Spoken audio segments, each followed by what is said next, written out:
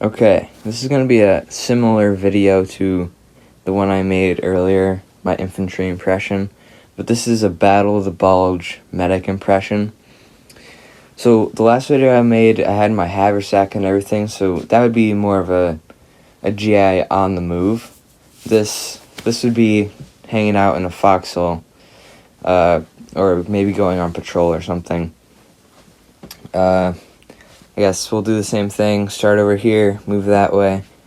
I'll go through this stuff, but not in like deep detail. I'll make a separate video about that. So over here we got my wool tunic. Definitely seen this before if you watch my channel. You also have probably seen this before. This is a wool overcoat or greatcoat. It's a early war version because it's got brass buttons. I got this for $15, believe it or not. But yeah, pretty cool. It's very heavy, thick wool, good for the cold. This is a Vietnam surgical kit or field surgery kit. It's not World War II, but it's pretty close to what they looked like. I'll pop up a picture of what they looked like there. But yeah, I got this at WW2 Ohio. Similar, not the same, so I'll just keep it out, but I thought that was worth mentioning.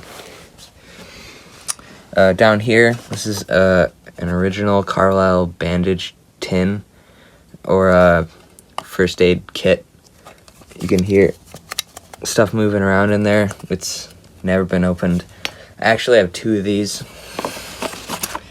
and I hold it in a reproduction pouch. This is an original belt, replica canteen, original canteen. Up here we got my medic helmet. You've probably also seen this in videos before. I got this at WW2 Ohio. Nice quality. Whoever restored this did a great job on the corking and the paint. Medic armband. Nothing to say about that. It's just a medic armband. This is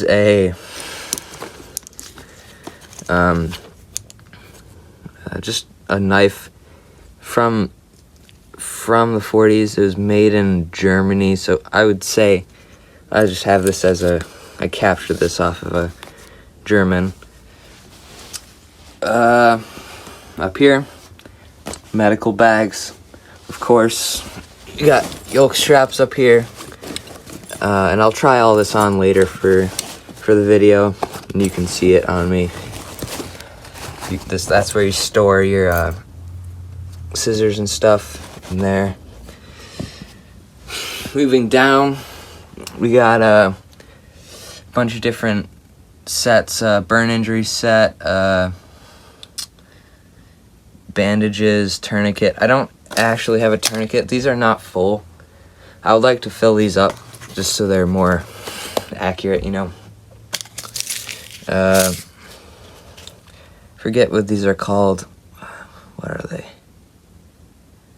Oh man, I'm blanking, but let me know in the comments. I definitely forgot what this is called, but you pour this over an open wound.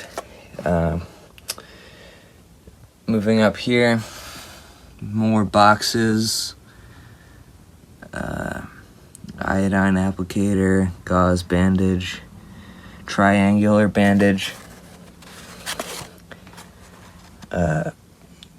compressed sterilized bandage.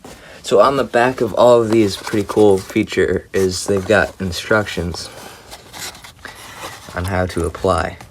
So this is an eye injury set, burn injury, same one here. They've usually got cool little graphics on the back.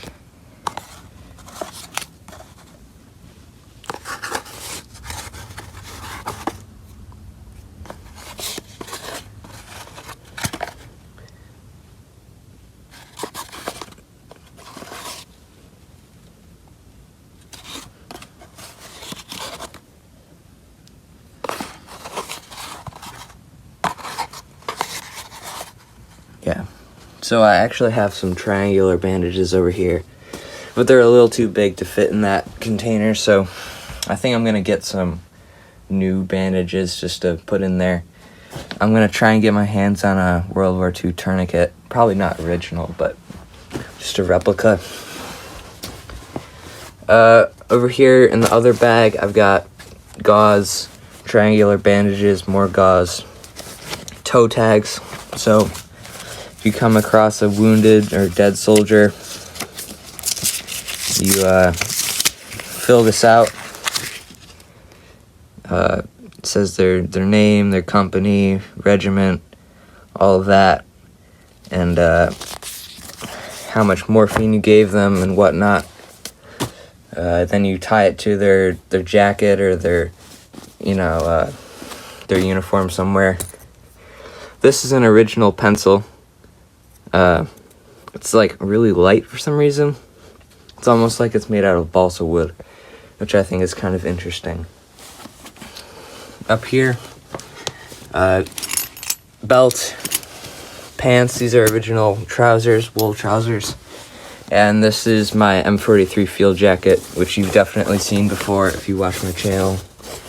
I do a lot of late war impression videos and whatnot. It's just a time period I like to focus on. And I forgot to showcase these, but we got M43 buckle boots at the front. I also got those at D-Day, Ohio, about a year ago. So this is all the gear. I'm gonna go try it on for you and you can see what I got.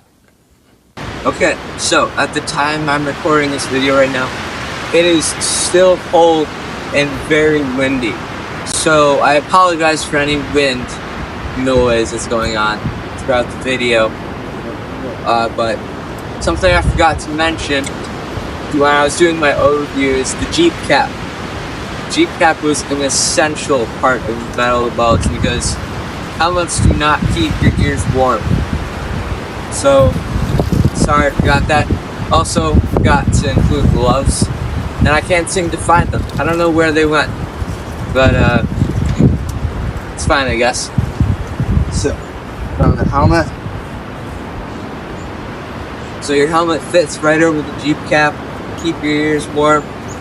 I'll give a quick spin around, and then I'll take off the overcoat so you can see what it looked like with no overcoat, just the M43.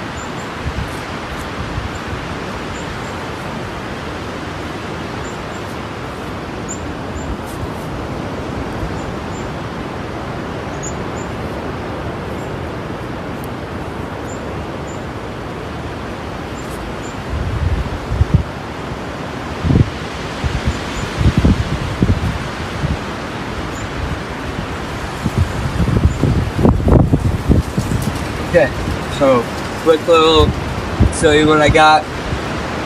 Two medical bags. I got this one. I got all my sets of burn injury kit, tourniquet kit, and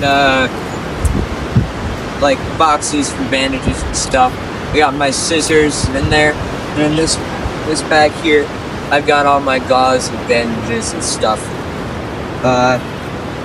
Carlisle bandage pouch, so I can keep my first aid kit in there, or the little kit. On the back here, I got two canteens. One's for you and one's for your victim, patient, casualty, whatever you want to call it. Medical helmet. I got red crosses painted on there. This wool overcoat, early war, like I said. It wasn't common to see these later in the war, but you still did. They started producing overcoats with Bakelite buttons or plastic buttons, one of the two. These are brass, so you can see how they would stand out. Medical armband on the left shoulder. That's all I got for this impression right here. Oh, yeah. I have my M43 buckle boots back here. Right there. Trousers. And M43 field jacket underneath. I'm gonna take the wool coat off and you can see what it looks like without it. Okay, so I've taken off the wool coat. Now, something you might not know about this wool coat is it is very heavy and cumbersome. Like, very bulky. Anyone who's ever worn one knows it's heavy and bulky. Kind of hard to move around in, but very nice for keeping you warm, especially when you're in one position, like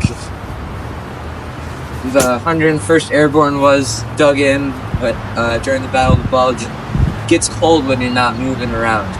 I'm not trying to portray the 101st because I don't have the proper stuff, but I usually try and portray the 1st Infantry Division.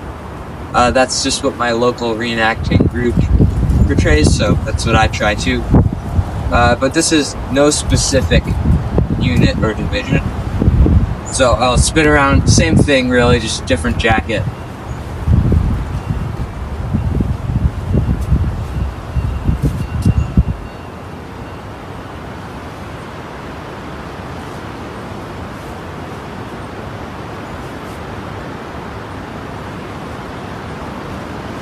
This is really just exactly like one of my shorts I made, just late war. But the wool coat brings it to Battle of the Bulge.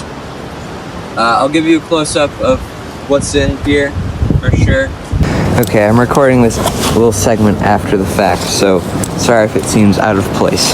So, on my right-hand side, oh man, in here, we've got, all those boxes there, the scissors like I was talking about.